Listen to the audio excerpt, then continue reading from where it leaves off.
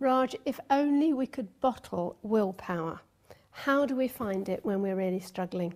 It's interesting you should say that, because when I was a junior psychiatrist, a junior doctor in training, practically all the senior psychiatrists who taught me would come up with that common lament. If only we had an injection, they said, of motivation where we could inject the patients, then they would get better. And there's a very profound truth there, which is that motivation is a secret ingredient that helps takes us towards success, takes us towards our goals. It's the key factor that determines whether we achieve our goals, no matter what they might be. They might be in the financial world, in our careers, in our relationships, or in weight loss. But motivation is sometimes underrated and underestimated, even by psychologists, partly because scientifically it's very difficult to measure, and one's motivation can change quite dramatically in a short period of time.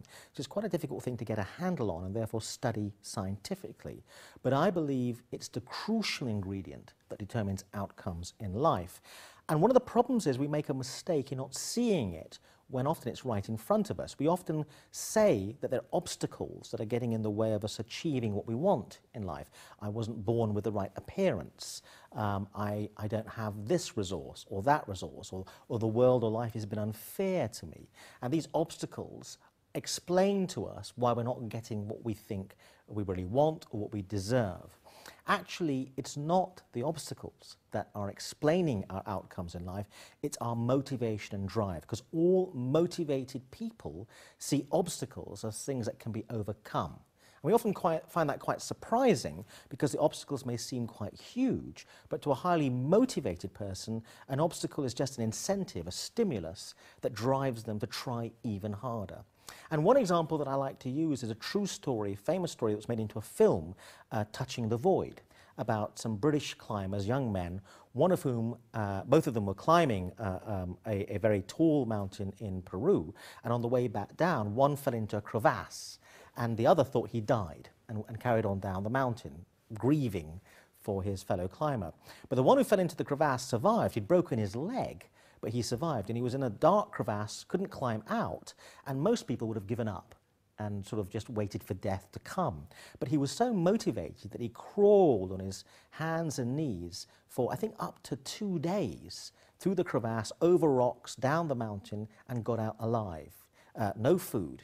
And it was sheer drive, sheer ambition, sheer motivation that pulled him through. And if we have powerful motivation, we can achieve practically anything.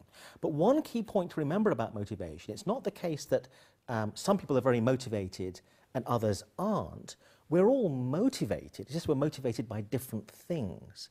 And the important thing to understand is we're not static creatures, we're always becoming something. Every day in our lives is a step on a journey. And very motivated people are very future-oriented.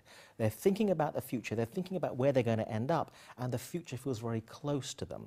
If you're not motivated to turn your life around and make it better and lose weight, or do better in your life, do better in your relationships, improve your career, then you are still heading in a certain direction. It's just not a very good direction. If you don't do something about your weight, where are you going to end up? Are you going to end up with a heart attack or suffering some great disability because of some health problem?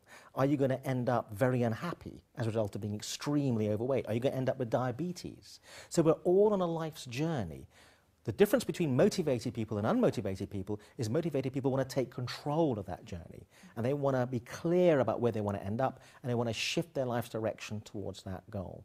What about your experience in terms of different levels of motivation you've seen in the clients you've worked with? Some people are hugely motivated and they're just in there, do it, get going with it and so on. And others just keep, you know, they really try. 1 week they're really, really strict and they might have lost 5 pounds, and the next week, I've got one lady who's been coming to my class for, you know, years, and the next week she could put on 6 pounds. And so she is a real, you know, and yet she so wants to be slim. And she will get motivated by a holiday, but then you get to the point where you're only perhaps 3 weeks away from the holiday, and she just had a disastrous week. And then she's almost in panic mode. So then it's in the sort of sabotage mode, I presume, because I've read about that in your Motivated Mind book. And it's one of those things that it's almost like she's on self-destruct. How do you get over that? Well, let's talk about that, because you made a very interesting point that sometimes people can appear very motivated, they try very hard, they often achieve success, then on other occasions they appear very unmotivated and things aren't going well. The acid test of motivation is not how motivated you appear when things are going well. It's how motivated you continue to be when things are not going well. That's a test of motivation. Drive forward in the face of a lack of immediate reward, in the face of a negative feedback. And so I would say that person appears motivated, but actually I'm not convinced she's as motivated as she appears, because she doesn't sustain the motivation when things are getting tough, when things are getting difficult. And that's what separates the highly motivated from the less motivated. So the highly motivated, when the going gets tough, the tough get going. And there are all sorts of reasons for that. One is the notion that highly motivated people take personal responsibility for their lives.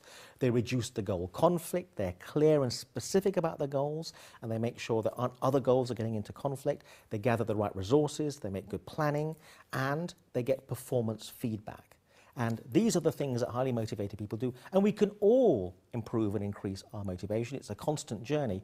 And one tip I would give is to make contact and find out and research highly motivated people and their achievements. Watch films where highly motivated people achieve a lot.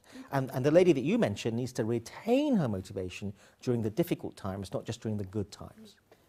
I hear exactly what you're saying. And also, if I was listening to this and thinking, okay, I know what I should be like to be motivated, but I just fall to pieces. Is that a self-esteem issue?